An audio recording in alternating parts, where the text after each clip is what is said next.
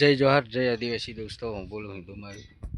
તો દોસ્તો, વાત એમ છે કે આપણે ઘણા ટાઈમથી બ્લોગ નથી બનાવ્યો દોસ્તો. તો એમાં એવું છે કે અમારે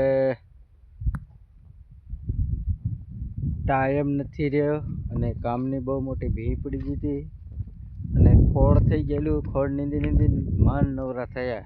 એટલે આજે હું બ્લોગ બનાવી અને આપણા બ્લોગમાં તમારું સ્વાગત છે. તો દોસ્તો, આપણા બ્લોગમાં બન્યા રહેજો. તો દોસ્તો, લાઈક શેર કરતા રહેજો અને આપણું ખાસ કરીને બ્લોગ જોવાનું ભૂલતા નહીં.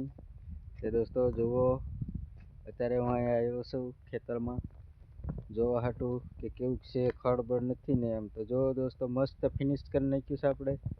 હાથી આખી દીધી રપટી દવા નીંદી નાખ્યું. અને દોસ્તો હજુ પણ કાલે આમાં રાઉન્ડ આવે છે તો કાલે આપણે સ્ટાર્ટ કરવાના છે. એ દોસ્તો આવું ઘણું બધું આપણે લાવતા રહીશું નવું નવું. તો આપણા બ્લોગમાં બની રહીજો. જો દોસ્તો, આવો કપા છે,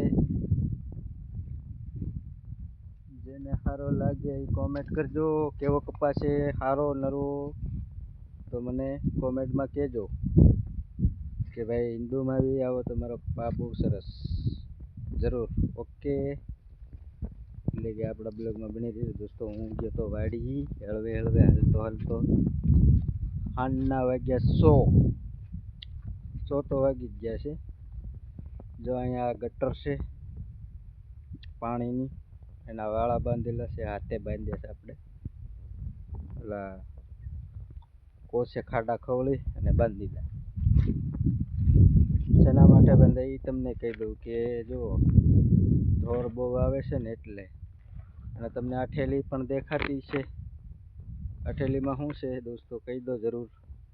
તો તમે બ્લોગમાં બની રહેજો, આપણે જરૂર બતાવશું તમને ઠેલીમાં શું છે.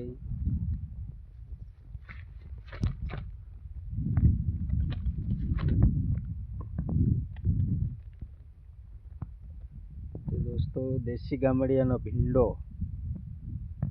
જોયો. આ ભીંડા લેવા ગયો હતો વાડી. મને એમ થયું કે મારા દોસ્તોને બધાને ઘણા ટાઈમથી બ્લોગ નથી બનાવ્યો, તે બ્લોગ નથી આવતો એટલે મેં કીધું આજે બ્લોગ બનાવી. તો જો દેશી ગામડાનો ભીંડો, વગર ખાતરનો, વગર દવાનો.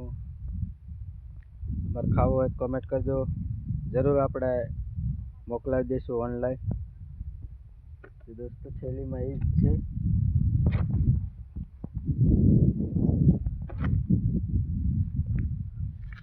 અહીંયા આપણે આ લીમડો ભાળી ગયા છે. લીમડાના દાંતણ આપણે ભાંગી લઈએ.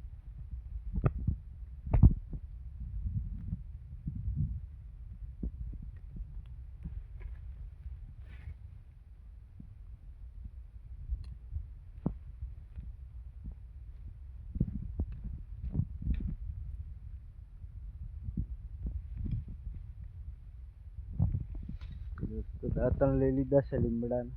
જો તો તમારે લીમડાના દાંતણ કરો કે સવારમાં બ્રાશ. આપણે તો લીમડાના દાંતણ જોઈ જાય સવારમાં. લીમડાના જ છે, બ્રાશ નહીં, કોલગેટ કોઈ વસ્તુ નહીં.